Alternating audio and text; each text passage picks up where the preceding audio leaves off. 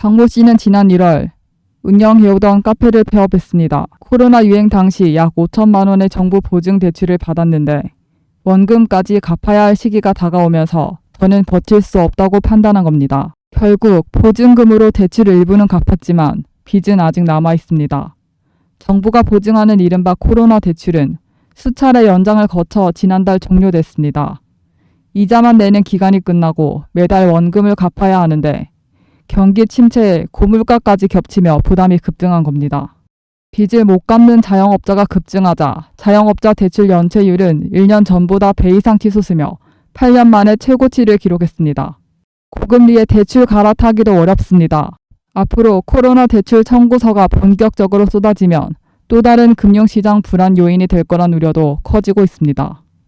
이스라엘 전쟁 소식에 유가도 폭등하고 기름값도 오르고 그래서 걱정이 많이 되실 텐데요. 오늘은 2.8 전쟁의 배경과 이 전쟁이 우리나라의 경제에 어떤 영향을 미칠지 알려드리겠습니다. 2.8 전쟁은 팔레스타인이 자치정부인 하마스에서 이스라엘에 7천여 발의 로켓포를 쏘는 것으로 시작되었습니다. 언론에서는 이스라엘이 하마스의 공격을 알지 못했기에 기습 공격을 당했다고 하는데 이스라엘은 7,000명 가량의 직원에 관련 예산만 3조 원이 들어가는 모사드라는 이름의 대외 정보 기관을 갖고 지고 있는 나라입니다. 우리나라 국정원 예산이 1조 정도이기 때문에 엄청나다는 걸 알 수 있는데요. 그렇다면 왜 이스라엘은 하마스의 공격을 알면서도 당해준 걸까요? 기존 유대인들은 세계 여기저기 흩어져 살다가 1984년에 팔레스타인 땅에 모여서 이스라엘을 건설했습니다. 이러니 사이가 좋을 수가 없는 실정이었습니다. 여기 이 이스라엘 가운데 가자 지구라는 곳이 있는데요.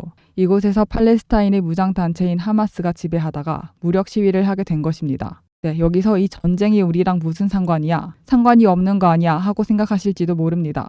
하지만 유가 상승에 직격탄을 입혀 물가 상승을 부추길 수 있는데요.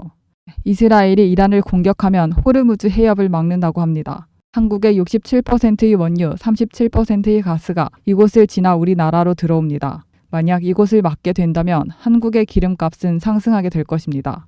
여기서 잠깐, 부자들은 뉴스만 보고 넘어가는 게 아니라 사회적 이슈가 있는 곳에 돈이 몰릴 수밖에 없다라는 기본 원칙을 알고 있습니다. 그래서 이 2.8 전쟁 뉴스를 보면서도 2.8 전쟁 관련주가 뭐가 있을까? 이렇게 자동적으로 생각을 하고 있을 텐데요. 그래서 제가 여러분들을 위해 준비했습니다. 저에게 구독이라고 문자 보내주신 분들께 이렇게 종목명 그리고 매수가를 얼마대에 매수해야 되는지 그리고 목표가는 어느 정도 달성하면 매도해야 되는지 그 부분을 무료 추천주로 문자로 보내드립니다. 뉴스를 투자 목적에 맞게 바라보게 하면서 수익 내는 연습을 시켜드리는 건데요. 2.8 전쟁의 추이가 우리나라 원유 가격과 금값에 영향을 미치는 판국이므로 앞으로 뉴스들의 촉각을 다퉈야 하는 상황입니다. 10월 전쟁 관련주는 이만큼 올랐습니다. 하지만 전쟁 관련주만 사면 모두 돈을 번다? 아무나 벌지는 못합니다. 상황이 어떻게 변할지 예측하기가 어렵기 때문인데요. 일례로 흥구석유는 휴전 소식이 뜨자마자 10분 만에 20%가 폭락하는 모습을 보여주었습니다. 그래서 여러분들께 수익 내는 연습을 시켜드리겠습니다. 010-8464-0106 여기로 구독 문자 보내주시면 전쟁 관련주 안전 수익 전략을 문자로 알려드립니다.